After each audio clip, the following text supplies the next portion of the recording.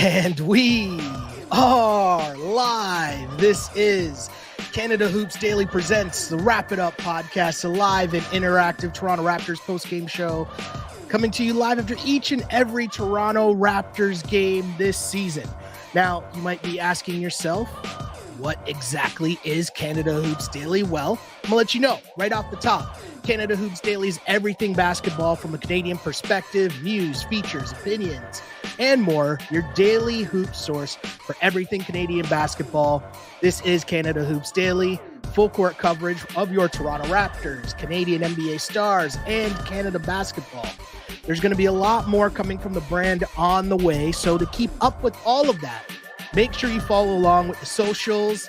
That is at Can Daily on Twitter, or the app formerly known as Twitter. That is at Canada Hoops Daily on Instagram, and follow along on the YouTube page, because that is where you'll be able to get this, my friends, the Wrap It Up podcast, which some might be familiar with as something we used to do, I guess during the times that Raptors fans might remember fondly. Yes, I mean, good old days, we'll say. But we'll get back there. We will get back there. All I'll say is this right now. Your Toronto Raptors, I mean, at this point, you got to be looking at effort, right? And you got to be kind of happy with how things look at certain spots. You got to pick out and figure out what looks good so far and kind of take the positives from that, because there might be a lot of nights like this if you're following the Toronto Raptors as they fall 99-91 to the Portland Trail Blazers. Yes, the Portland Trail Blazers, not the same team that had Dame Lillard. This is not that same team, but still a team with some young talent, a team that was coming off a back-to-back, a team that was looking for their first win of the season.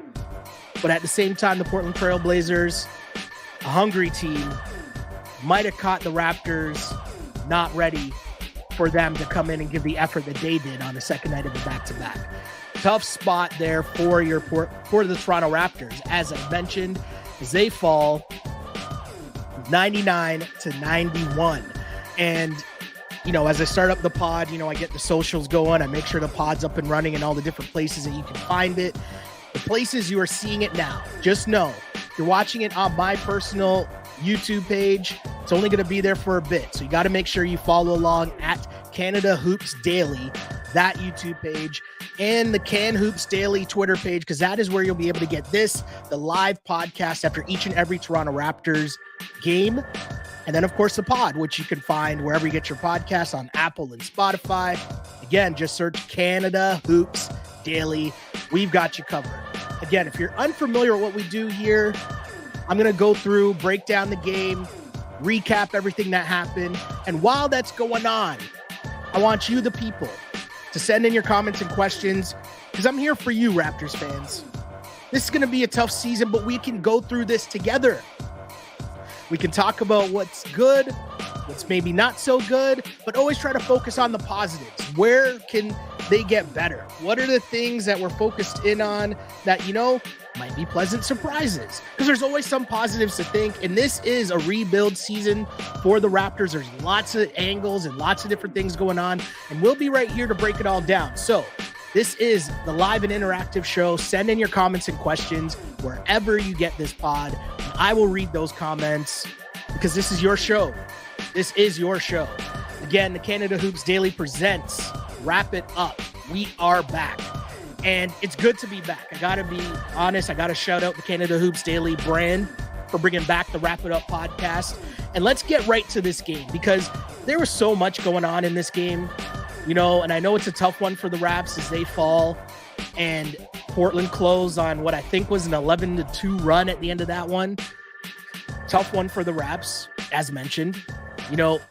What do you do in winning time is a theme that I always pay attention to. When you're thinking about what's the level your team is actually playing at, oftentimes what the games come down to is what you do in winning time.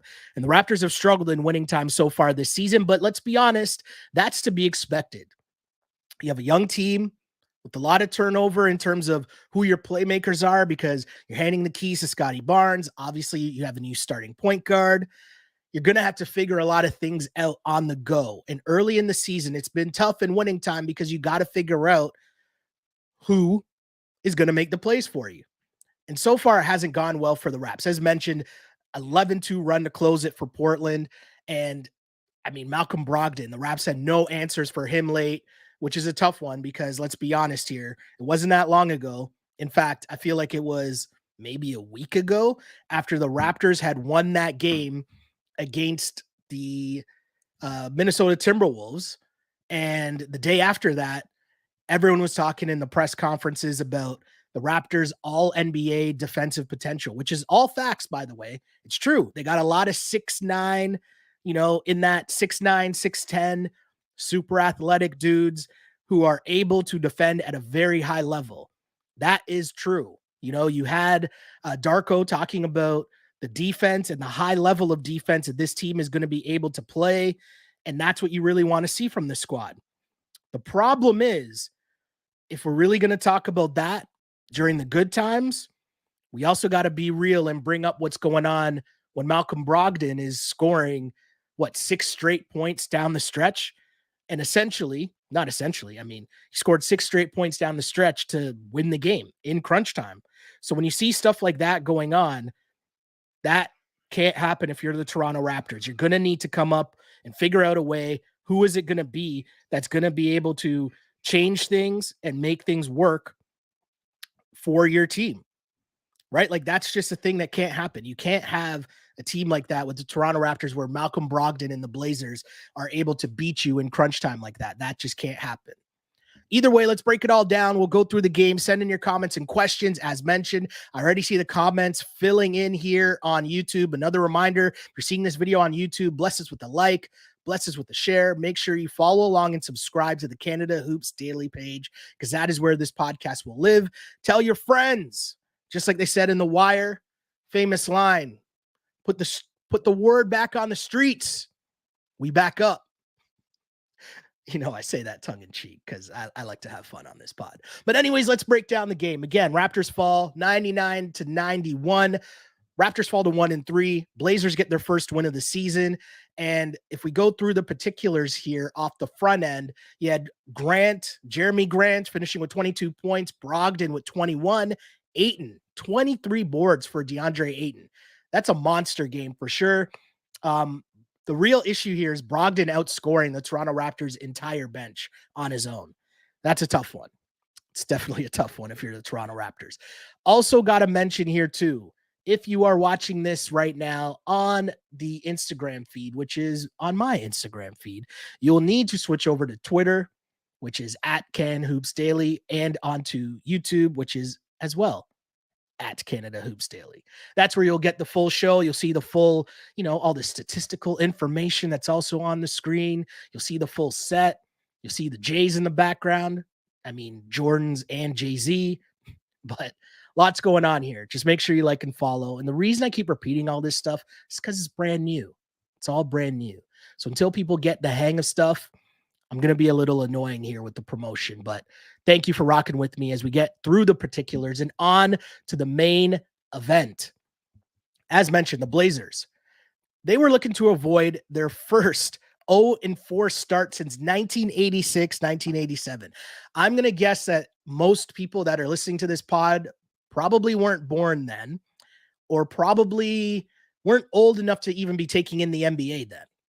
Just a guess. Just a hunch. The bottom line is they were looking to avoid their worst start, one of their worst starts in franchise history. Also, I bring this up because they'd been outscored. The Portland Trailblazers coming into this game, they had been outscored by 45 points, which is the second worst point differential in franchise history through 3 games. And as mentioned, they're also coming in on the second night of a back-to-back. I would say if you're the Raps, you got to be primed and ready to go to get this dub. You need this dub, especially when you look ahead to some of the games you got this week. This one should have been a dub for the Raps.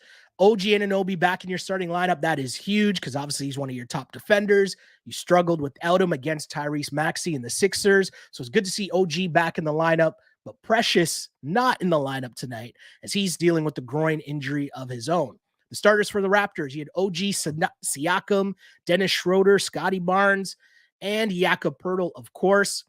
Portland, team with a lot of turnover. As mentioned, no Dame Lillard. They got rookie Scoot Henderson, who, I don't know if I can really get into it because I'll get too amped up talking about Scoot Henderson and what I wished was going to happen with Scoot Henderson and the Toronto Raptors. But yeah, Scoot Henderson for the Blazers with Canadian Shaedon Sharpe, London, Ontario's own. Big shouts, of course. He's off to a great start to the season. Also for the Blazers, you had Jeremy Grant and Matthias Thybulle. Now, the Raptors early, off to a great start because there's so much talk about Pascal Siakam. He only took 8 shots in the last game, and he got off to a great start in this one. 6 points early, started off 3 of 4 from the floor, which was huge because so much emphasis on what happened last game is he only took 8 shots, right?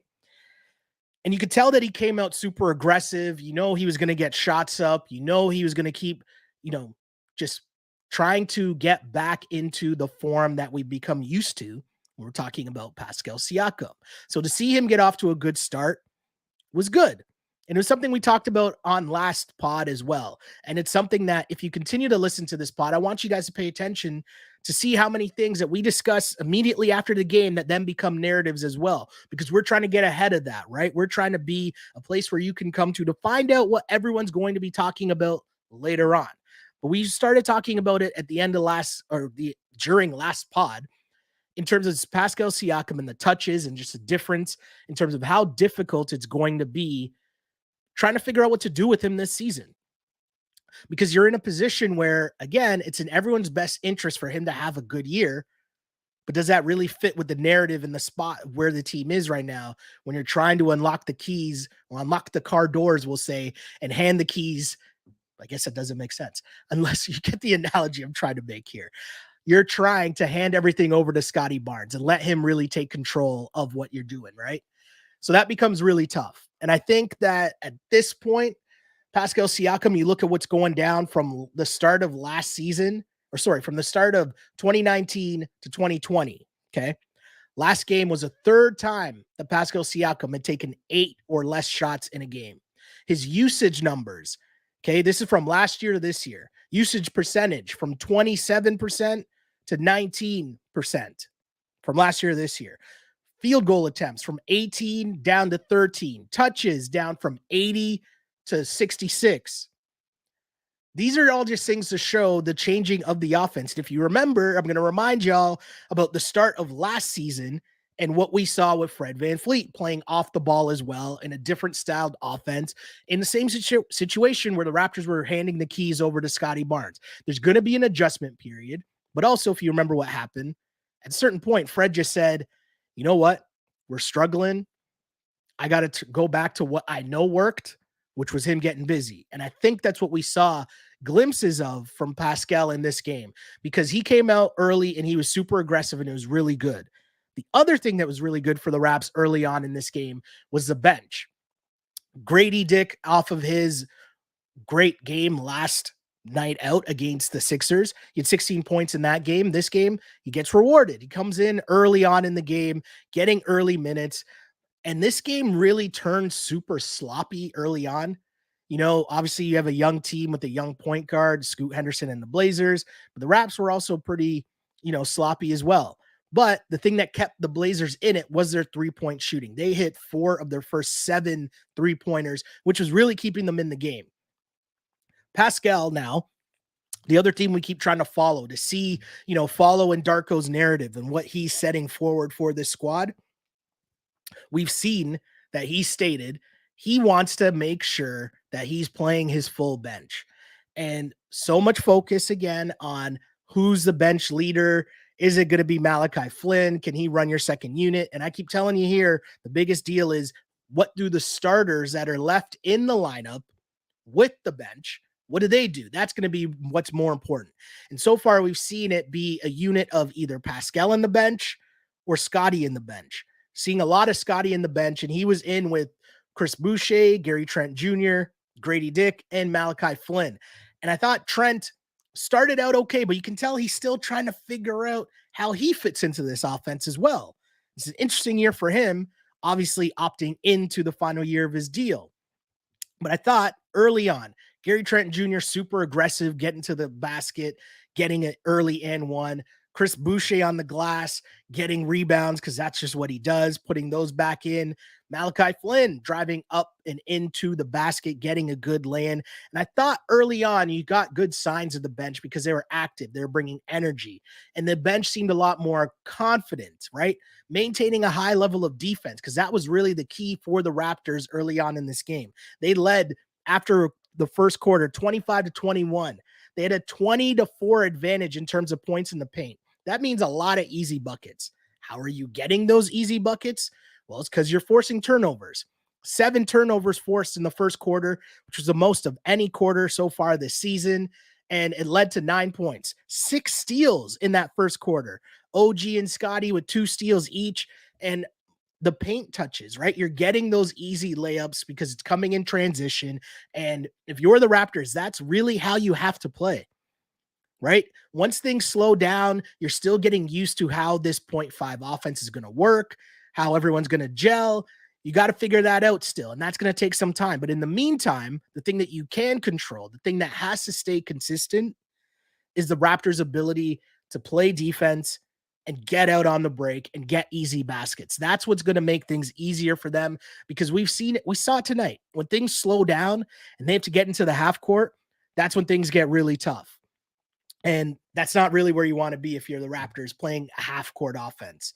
So again, yeah, that was the first quarter and sloppy start still in the second quarter. Blazers bench unit came in with guys like Kamara. I wasn't really familiar with him at all, but he made an impact in this game, and it's just effort and heart. And, the stuff that we talk a lot about Chris Boucher doing, I felt like the Blazers had like 3 guys come off their bench and just give that kind of effort and just defense. And between that and Malcom Brogdon, that was a good recipe for success for the Blazers. Blazers just came out gunning. They were leading the Raptors bench unit by a lot. 9-0 run as Brogdon, who I feel like he always happens to cook the Raps, but he was huge. And I think that he just, anytime he could, he found the matchup that was more favorable for him and just blew by whoever was guarding him to the basket. It was tough. Raptors still trying to fight back though in this second quarter because it was back and forth at this point. I mean, the whole game was really back and forth, but at the same time, Schroeder, I really like in the opportunities that he's gotten because I feel like there's room for him to get more minutes and handle more, him to get a shot of really running the bench unit. I feel like when he gets in point guard mode, he looks really good so far. You're seeing a little budding relationship between him and Pirtle where he's getting that pick and roll going. And maybe that could be something that when things break down, you can get an easy bucket. So I just want to say that I think that at this point with Dennis Schroeder and what he's doing, he's looked pretty good. He's looked pretty good. But we're still in this early part of the season where I think you have a new coach who is trying to develop his bench and give his bench, the opportunity to earn their minutes. And I think that's a good idea. Because I think if you're being realistic with what the expectations are for this team, yes, you want to try to win every game. Yes, you want to do that. But you also need to see what you have with a lot of these guys. You got to give these guys a chance to either earn or to lose their minutes. And that's what we're seeing early. So you can spend this is what, game 4? You could spend the first 4 or 5 games getting mad, watching the bench lose leads or Malachi Flynn struggle. But you also have to understand the reality of the situation is you have to give Malachi Flynn an opportunity to either earn his minutes, earn his new contract, or not. Shouts to the people I see right now in the IG feed. My guy Cab, salute. Appreciate you, my dude. I appreciate the comments, my dude. Blessings. To the people who are watching on IG, the people who are watching on Twitter or Instagram, the other feed, just make sure that you follow Canada Hoops Daily. That's where you're going to get this insight all over the place. My guy Cab checking in saying, I've been watching Monday Night Football in the World Series, so I appreciate your level of detail in your analysis.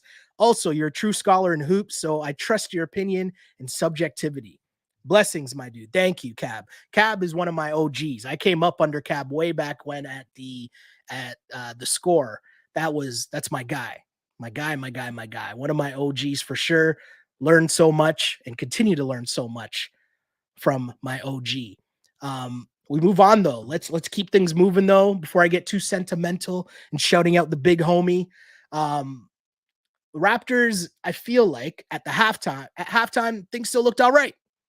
Up 3 points, right? Pascal Siakam went 12 on 11 shots, which, shows the level of aggressiveness that he was taking here after 8 last game, 11 in the first half. That's big.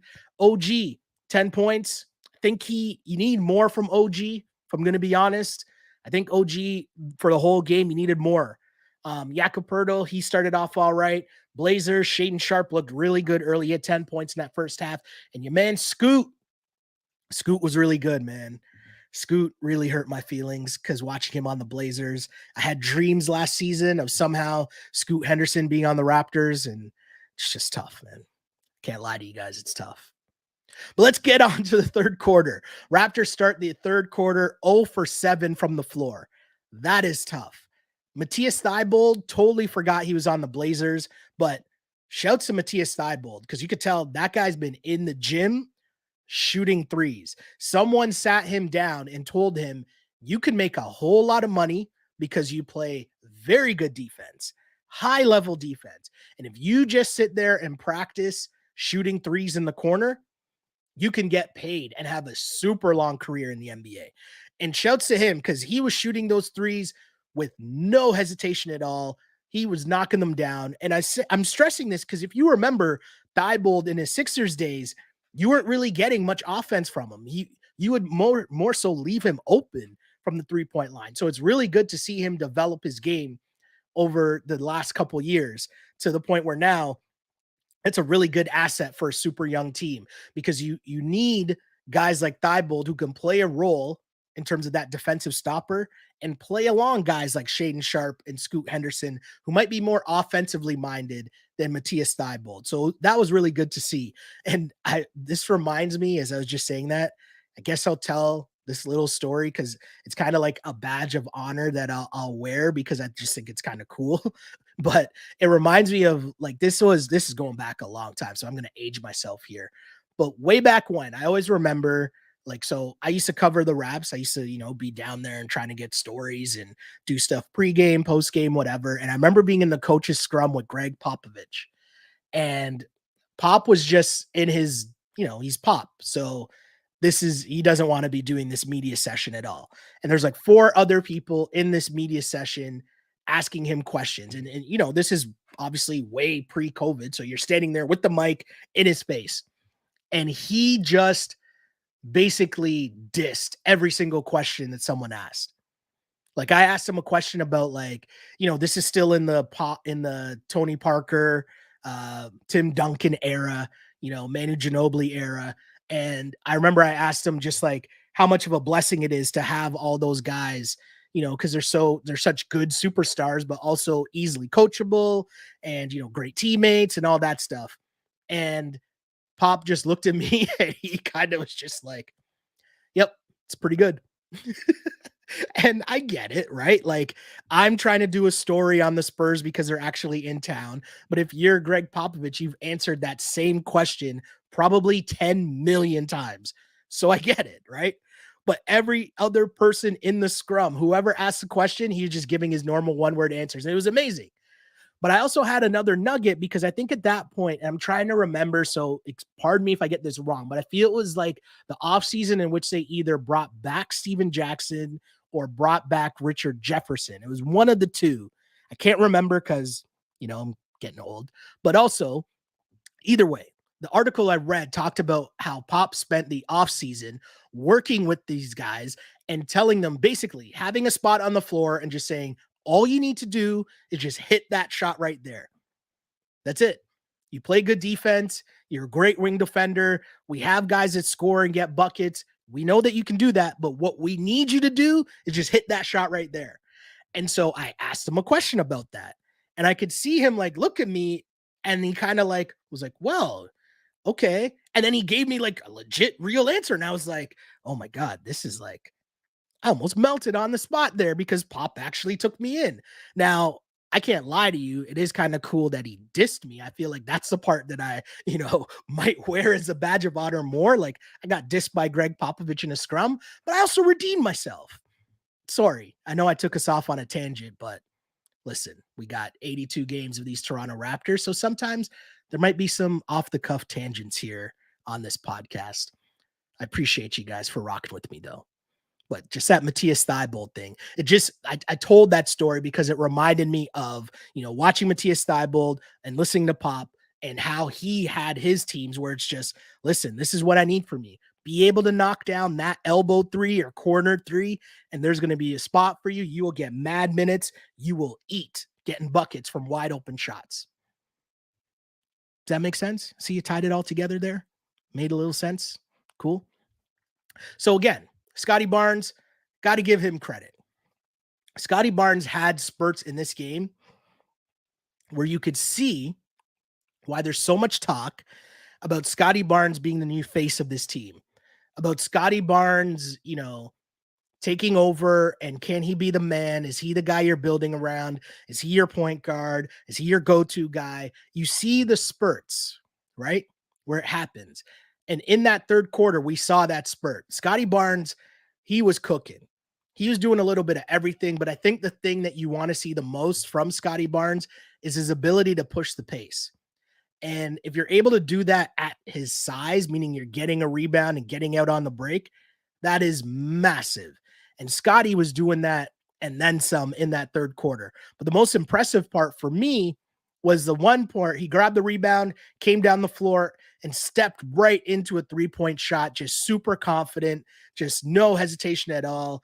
And if he's able to do that and add that part to his game, whew, got to watch out.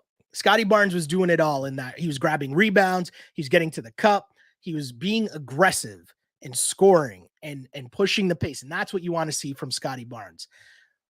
The problem was the rest of the Raptors weren't really helping him out at that point. Meanwhile, the Blazers bench kept just doing it big. Led by Brogdon, who hit a three, part of a 7-0 run. The Blazers actually took the lead at that point. They ended up on an 11-0 run. And this is the Blazers bench led by Brogdon. And they were taking down Grady, Malachi Flynn, Gary Trent Jr., Siakam, and Boucher. Even when Barnes checked back in for Siakam, it didn't really work out for the Raps too well. Their bench unit struggled and was getting outplayed by a Blazers bench. And let's be honest, that should not be happening if you're the Toronto Raptors, right? For where these two franchises are, for where the Portland Trail Blazers are right now in their development, as the Toronto Raptors, you have to be able to not lose bench minutes to the Portland Trail Blazers. That can't be a thing. But Malcom Brogdon finished this game with 21 points. The Raptors bench as a whole, as I do quick math here in front of me, Raptors had 17 points off their bench. Brogdon on his own had 21. That can't happen if you're the Toronto Raptors because you're going to lose games to no matter who you're playing. And in this instance, didn't go well against the Blazers. But again, the good positive signs, Scottie Barnes did his part. I think Scottie Barnes played really well in the middle of this game. You probably want to see more from him in crunch time, more from him in winning time, but I think he did all right. You want to give him time to grow and develop into that next level of star that you hope he's going to be. In terms of Grady, I think had a really good game. I know that the points weren't there. The shots weren't going down for him like they did in the prior game. He had 4 points only in this game, 0 for 3 from 3, but I felt like he was really active. And when I see you have 6 rebounds, that's telling me that you're locked into the game. You're engaged in the game. You're finding other ways to contribute, even if your shot's not going down. When you're talking about someone like Grady Dick, who we've been told is just a shooter, and you got him because he's filling a need, and he's the best shooter in college basketball and all that stuff. Cool.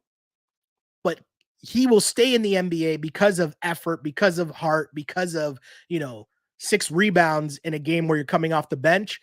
That's really big for him. And a very interesting thing to pay attention to. It's only one game, but you can tell already that Darko is going to give Grady a little bit more minutes.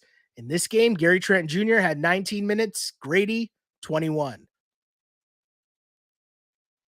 As I said, there's a lot of weird angles going on with the Raptors this season that no matter what's going down, wins or losses, it'll be very interesting to pay attention to what's going on with Pascal, OG, Gary Trent Jr., all in contract years and all needing to be getting buckets.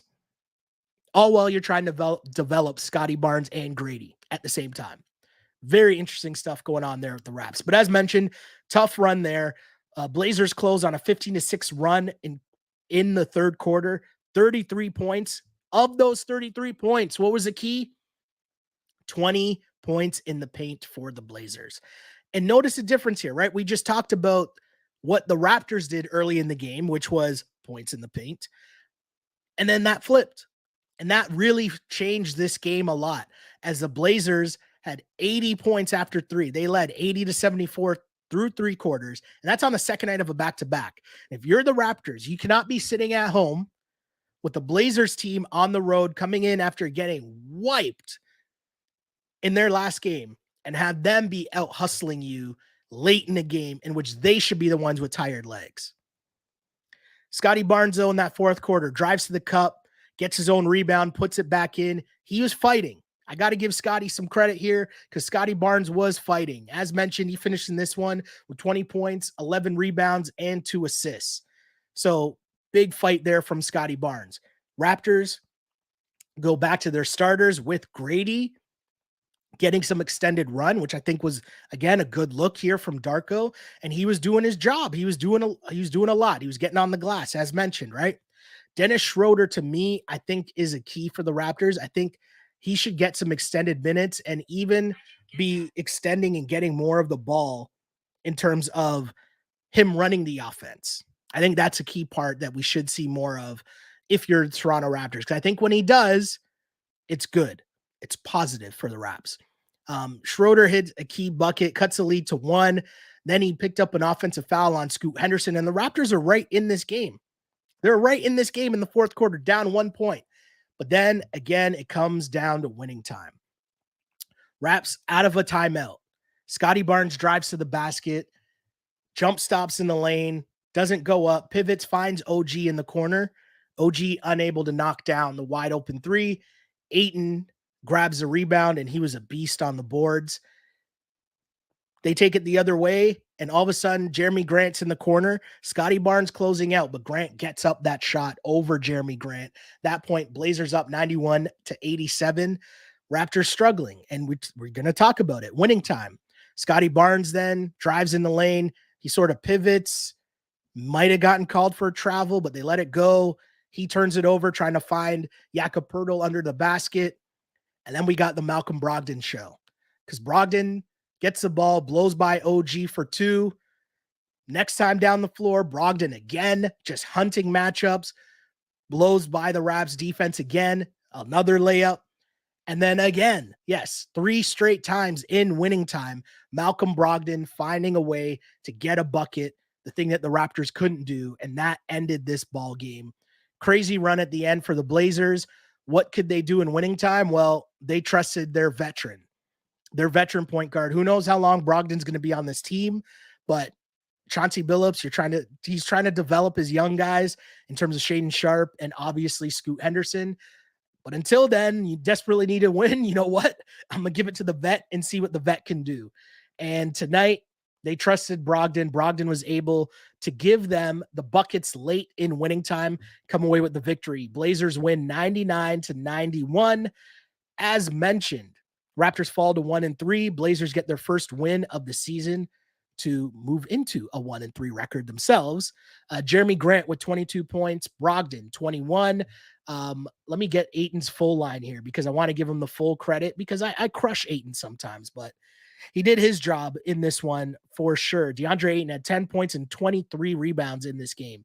That is work. No matter how you slice it, When you're getting that many rebounds, you're doing something right for sure. In terms of the Toronto Raptors, mentioned Scottie Barnes doing his thing. He had 20 points, 11 rebounds in this game, and 2 assists. He had this block. He's been getting blocks. I know people that like the single game parlays might be liking the fact Scottie Barnes blocks. Seems to be a thing that they haven't caught up to yet. But also, I just think the other person to shout out in this game, you got some pretty solid stats from Pascal Siakam. He finished with 20 points, 6 rebounds, and Jakob Poeltl with 14 and 10. Again, that was your Toronto Raptors falling to 1-3 on the year. Portland Trail Blazers beat them 99-91. At this point, I see a lot of comments and questions popping up, and I will get to those momentarily. I just want to give a reminder, if you are seeing this right now, how you connect with us is make sure that you become part of the show. You find the Twitter feed, which is at Can Hoops Daily, or you go to the YouTube page, which is Canada Hoops Daily. You can jump into that feed, send in your comments and questions, because that's what we do here, Raptors fans. We give the pulse of what the fan base is talking about night in, night out. We want to hear from you. If you happen to be watching this, hey, shouts to my guy, Marty. What's up, Marty? If you happen to be watching this, wherever you're watching this, just know that it's up in a bunch of different places now, that it's not going to be up in the future. It's only going to be a couple games. You're going to find this podcast on my Instagram page or on my YouTube page. It's not going to be there going forward. That's just to get the word out there to the Raptors fans that Wrap It Up is back. So enjoy that and make sure you follow Canada Hoops Daily. Appreciate y'all for coming back. And I will now get to the comments, because there is, the people want to talk. There's lots going on here, right? There is lots going on. And I called it winning time. My guy Mark wrote in and said, rename it to losing time. That could be a theme for this Toronto Raptors season going forward. But again, what I try to do on this pod, I try to be real with everyone and give the real, just unbiased opinion, I'll say, but also just the real talk in terms of, you got to be honest with yourselves in terms of what this season is. And you want to be watching these games and looking for development from Scottie, development from Grady. You want to see, hey, either you're rocking with Pascal or you're rocking with OG. And no matter what, you need those guys to play well, because no matter what's going down, if you are flipping them, if you are going to trade them, you want their value to be at the highest point. So you want to be rooting for Pascal to do well. You want to be rooting for OG to do well. Same with Gary Trent Jr. Tough spot right now for the Raps, though. Definitely so far this season. But I will get to some comments here, as the chat room is filled here with comments. So I appreciate y'all for that. Indeed. First up, we get to Ruben. Ruben says, too bad it was a bad shooting slump night. And you know what? There might be a lot of nights like that for the Toronto Raptors. They shot 4 of 29 from 3-point land in this game. 4 of 29. That's 13%. Well, almost, 13.8%. I'll bump that up to 14. So it sounds a little bit better, because it's tough. It's very tough. Shouts to you, Ruben. I got your other comment here. Ruben says, I like seeing Scottie trying to be better against good defenses. Pascal looks scared against good D players. What I honestly think is going on there, I don't think Pascal looks scared. I think what's happening is he's still trying to figure out the different spots in the offense, right? Like, where is he going to get his buckets from? Where are the spaces on the floor that that's going to be a positive outcome for him and for the team? And I think we're waiting to see how this all fits together. We're just not there yet. K2's Garnett, huge shouts. He says it's going to be a long season, LOL, but also says Schroeder has too much of the ball. If we want to win, we got to play through our wings. That's where we have the biggest advantage. That's interesting. I think here's the problem, right? If you want to play through the wings, meaning Pascal or Scottie, it's tough, but they both occupy the same spaces. And that's where you're going to really run into trouble, where You need your point guard. Like when things break down, I always think of the Kyle and Serge pick and roll. Like how much play did the Raptors get off the Kyle and Serge pick and roll when things break down, right? When things started to break down, you could always go to the patented pick and roll. And once you run that to perfection, it's tough to stop. And I think right now the Raptors are running into trouble with whoever has the ball in the half court. The other guys are just struggling to figure out where their spots are. My guy Jeremy says that was tough to watch. Yes, it was. Definitely agree. Aisha says, I feel bad for Pascal. His skills are not used in the right way. A lot of people agreeing with that comment in the chat. And, I think it deserves a deeper conversation because the conversation is about usage, right? I gave the stats earlier on in the pod about the usage numbers and what those things mean.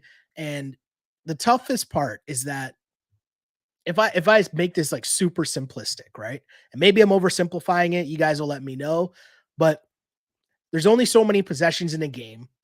There's only one ball. So somebody has to get the touches, right? Pascal, the last few years, he was the one getting the touches, and somebody has to score. So he was getting the touches and he had the free reign to shoot whatever shot he wanted, to get the ball off the break, take it coast to coast. So his numbers were up because he had a high usage.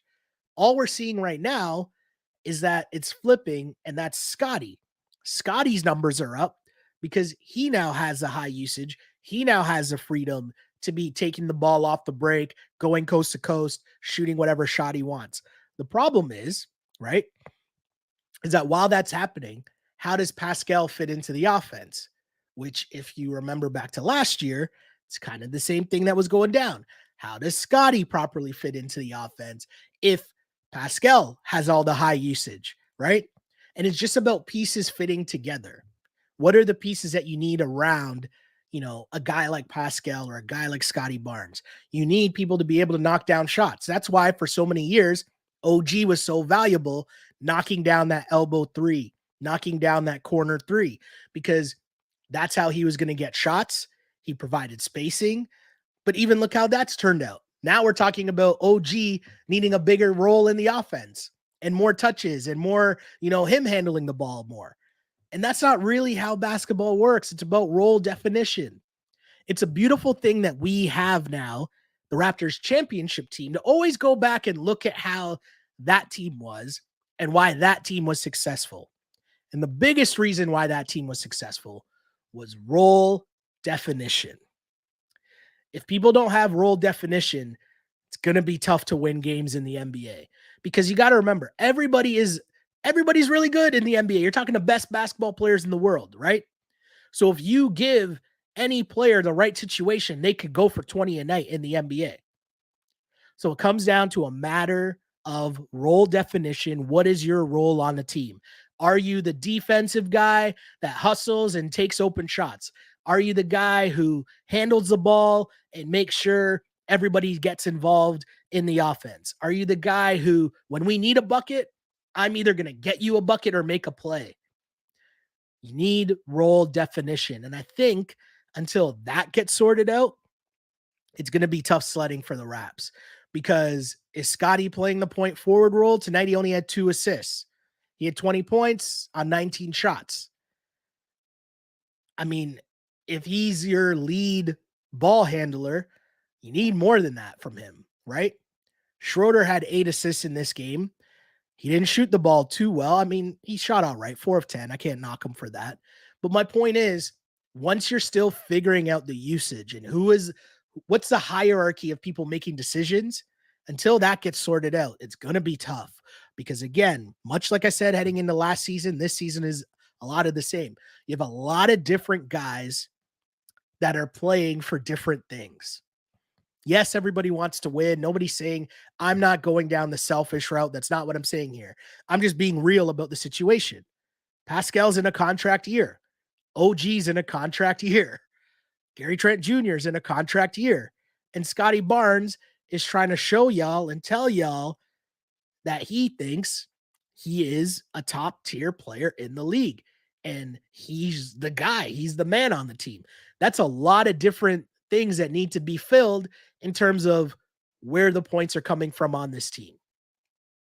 Dennis Schroeder's a point guard, but he's not like your prototypical point guard. He's doing an all right job, but is that like his actual role here? Should it be his actual role here? I'm not sure. There's a lot of stuff to figure out for this Toronto Raptors team. And, it's still the one thing I will say to temper expectations and not be too harsh on the team is because you have a brand new coach, you have new players instilling a new offense. And that's going to take some time no matter what. Because you're changing the way that you used to play to how Darko wants to play now. And that's going to take some time. I want to get to some more questions, though, because huge shouts to you guys for filling up the chat with all these questions. Another question here says, does Darko have crunch time plays for Scottie or Pascal? That's going to be the interesting part, right? I think that's the question. What do you guys think? Because you're either going to run plays or your decision maker is going to be either Pascal, Scottie, or Dennis Schroeder. In terms of hierarchy, I feel like it used to be Pascal. Scottie Barnes, is he ready for that responsibility yet? I'm not really sure. We've seen, the Raptors are 1-3, and we've seen some really bad turnovers from Scottie Barnes in crunch time so far. So I think if you're a Raptors fan, what you got to come in, what your expectation should be is watching Scottie Barnes and hoping that you see him develop, but having the understanding that it's going to be tough. There's going to be mistakes made because he's young and this is new to him. The NBA is hard to play point guard in. It's difficult to play point guard in crunch time. Like there's a difference in defense that you're facing in the first quarter, the second quarter, even early in the fourth quarter, as opposed to winning time. It's a different level of defense. And Scottie's struggled so far this season. But again, it's 4 games in, right? We got a lot of time. This is about learning. This is about developing. This is about growing. A lot of questions about the 0.5 offense. It says, can the 0.5 offense work against good teams? Another comment, 0.5 offense is cool and everything, but at the end of the day, need to draw doubles and create 2v1 advantages. It's hard to break down good defenses from ball movement without having that initial advantage. I like that. That's a really good breakdown. That is a really good breakdown. I think the 0.5 offense, its intention is to make the defense have to work and guard you, but it's also intended to hopefully get you easy baskets. It's hopefully the goal is to pass up good shots for great shots. You also don't want to get in a position where you're just passing the ball to pass the ball. Because I think that point K2's Garnett made is very accurate. And I bring this up because Nick Nurse recently in town, and it reminded me of a Nick Nurse clip from when he was on the Woj pod. And this was after the championship season. And Nick Nurse was asked about Kawhi. And Nick Nurse told the story on the pod. You can look it up. It's online. There's clips on Twitter if you just search Nick Nurse Woj pod. But Nick Nurse basically said early on in the season, it was one of the very first meeting that Kawhi Leonard actually spoke up in. So it's early on in the year. And they're talking about, all the guys in the room, they're watching tape and they're like, we got to move the ball here. We got to swing it to the weak side. We got to pass the ball. We got to make sure we're moving the ball, whipping it around. And, it's building momentum and everyone's talking about, ball movement. You got to make sure you pass the ball and make sure it's moving. And Kawhi calmly put his hand up and he said, I'm not bleeping passing the ball just for the sake of passing the ball. I thought that's the most incredible thing ever. Also thought it was incredible that Nick Nurse told this story. But Kawhi said, I'm not bleeping passing the ball just for the sake of passing the ball. My job is to score and get double and triple teams and then pass the ball to you guys to try to score. And Nick Nurse said that he was taken aback in the moment, but also he's right. You can't just pass the ball just to pass the ball. But at a certain point, and especially in winning time, you got to have someone, and I'm not going Pat Bev here, I promise, because I see Glow Girl smile in the chat saying we need a dog, LOL. I'm not going Pat Bev here.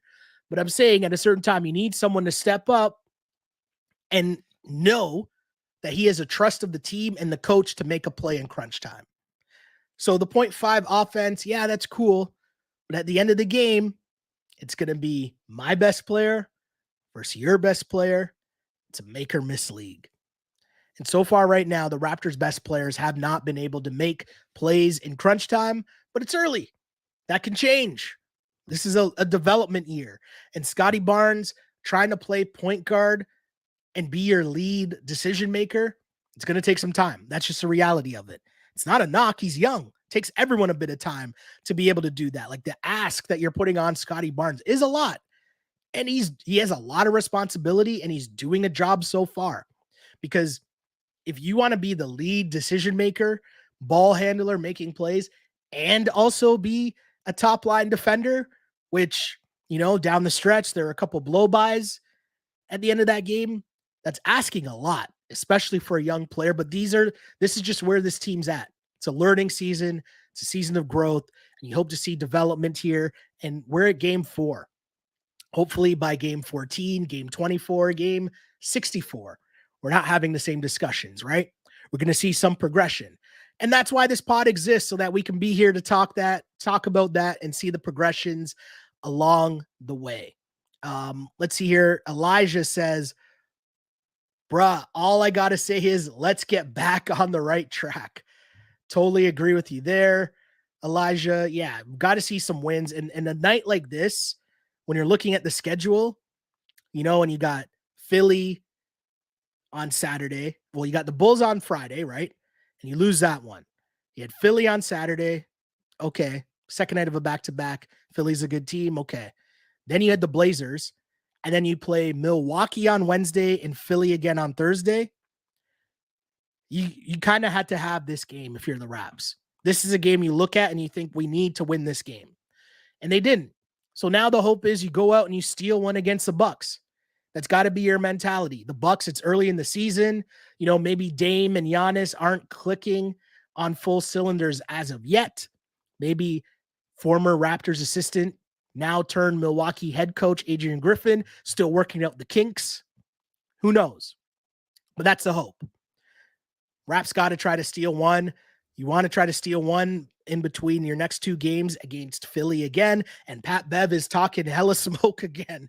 I don't know if anyone's seen that clip. I tweeted it out on my timeline, but Pat Bev talking more smack about the Raptors after the victory that that the Sixers had in Toronto on Saturday.